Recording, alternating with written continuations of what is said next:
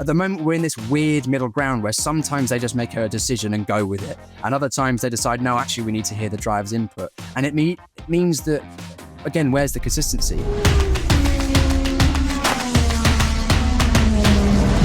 This is On Track, talkSPORT's motorsport show on talkSPORT 2, talkSPORT Podcast Network, and on the talkSPORT Driving YouTube channel. I'm John Jackson, Piers Pryor, former British F3 driver, alongside me.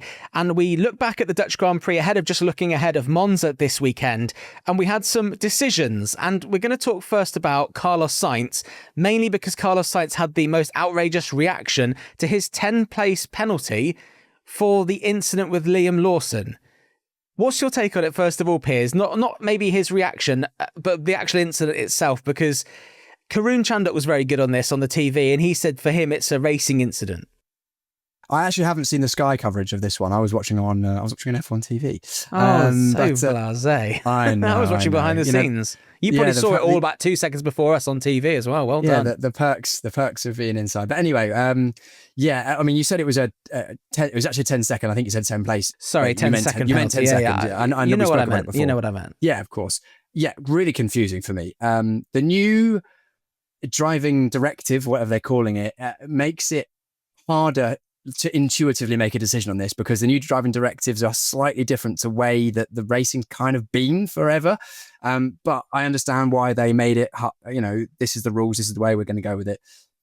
But even with those new driving directives, I can't understand how Sainz is the one to get a tense, because the wording was causing a collision, but he didn't cause the collision. I've watched the onboard from both drivers a number of times since. I watched it live, and I'm still confused. And I can understand Carlos's reaction. I think he was actually fairly respectful after the race. If you've seen his post-race interview, he said, look, the FIA said there's always an open door policy. I want to go and talk to the stewards to try and understand the decision, because I genuinely don't understand.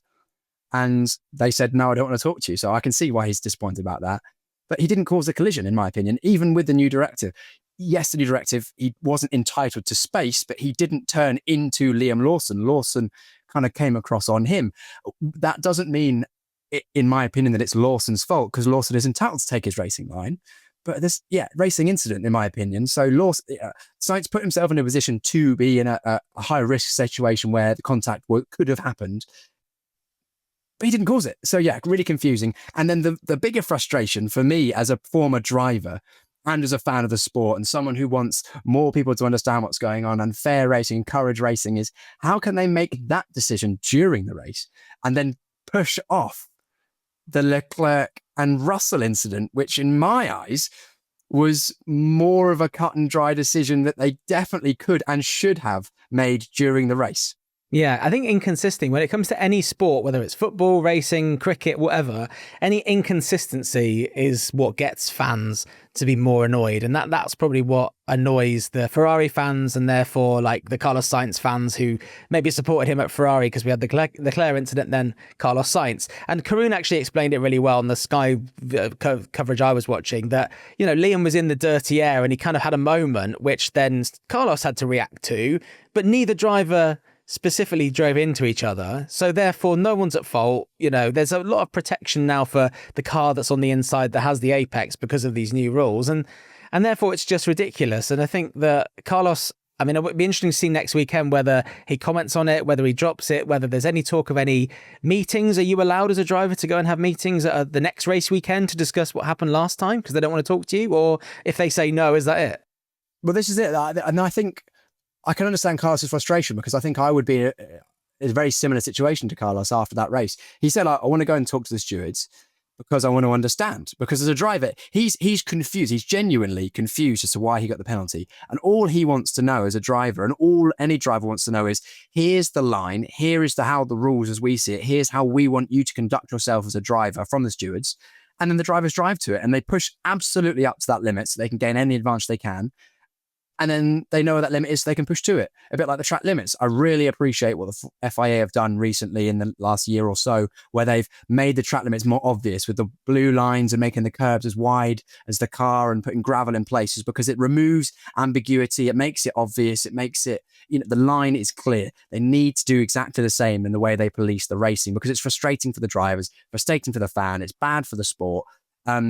And I also think the FIA, Formula One as a collective need to make a decision on how they police incidents during a race. Because I think they're currently stuck in a weird middle ground, a bit of a limbo between making decisions during the race, like a referee does, let's say in a football match, for example. I don't watch football, but I know that's how it works. And if the referee makes a bad decision, to a certain extent, so be it.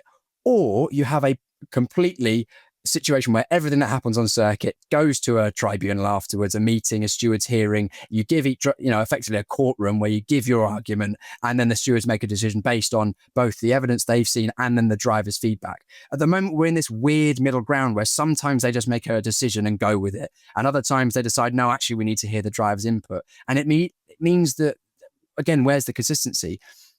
I feel like it needs to be one or the other. It needs to be absolutely the race direction pushes something to the stewards. The stewards have a look at it, look at the evidence they have available because they've got all the telemetry, they've got all of the video, and then make a decision, and it's either right or wrong. And that way, the drivers might be unhappy with the decision, but they also know that over the fullness of a season, things will go against them and for them. It's fair for everyone, just like football or any other sport.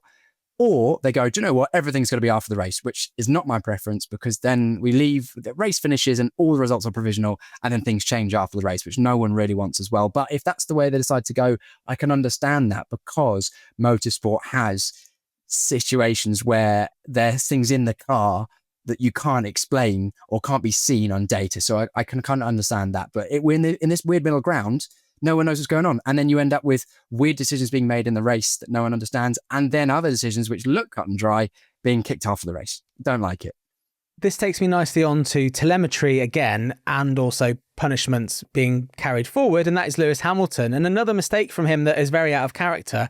And that is him speeding under double waved yellows on the formation lap, which the telemetry is what they look at, isn't it? Because they'll go, did he lift when he saw the yellow flags? No, he didn't. And now he's got a 5-place, and it is a 5-place this time, grid penalty for Monza, which just compounds the terrible weekend, and also means that that terrible weekend does impact Ferrari's home race as well, because he's going to start 5 places further back than where he qualifies this coming weekend. And it just seems like that is a mistake that you shouldn't be making as a 7-time world champion. And I don't know whether it comes from frustration or what, but it is kind of that is a cut and dry, unacceptable situation that was rightly punished. Yeah, it was yellow flags, wasn't it, on the formation lap on his reconnaissance lap in the final sector. I mean, I'm not going to be putting Lewis Hamilton or Ferrari in my fantasy team for Monza. That's all I'm saying. And I think that would be fair. Yes, maybe I'm a little bit sore after this weekend's sour grapes, but that mistake, there's going to be a high likelihood of yellow flags coming into the last sector. Hamilton's raced at Zandvoort before. He's done how many hundreds of race starts. He knows the procedure. It's just sloppy. It is just genuinely sloppy. And again, I think back, would Hamilton 2018, 19, 20, 21, when he was at the height of his career, when everything was squeaky clean, would he have made that mistake? I don't think he would have done. And I don't know why things have changed, whether his heart's not in it, whether there's other things weighing on his mind, whether it's age, whether it's situation. He's still thinking about a lot of things with the car and trying to learn more of his mental bandwidth is taken up. I can't say. I've never spoken to Lewis Hamilton, but it's not what you expect. And yeah, as you said, it's not only damaged the weekend gone with an incident, but then it's carrying on, and then it just seems like he can't get out of this treacle-like bad luck and misfortune, and a lot of that misfortune and bad luck is caused by what he's doing. Well, look, no Ferraris then in your dream team, or what's it called? Your fantasy team, your fantasy Formula One team for next weekend. So you're not banking on Charles Leclerc to make it 2 wins in 2 seasons. But the big question is, has Isaac Hadjar done enough to make it into your fantasy team? He's been in my fantasy team a lot this year, actually. Okay. He's been fairly good value. I don't know whether he was in recently, but he's definitely been in there. So yeah, definitely worth a punt. I've been liking the RBs as well occasionally. Oscar Piastri was very, very happy when he won the race. He was also very happy when they said Monza's up next. He obviously loves that track. I know a lot of drivers do love that track. Finally, can you see past him or Lando Norris winning this coming weekend in Italy? No. I think that's all that needs to be said on that. Piers, thank you very much for joining me.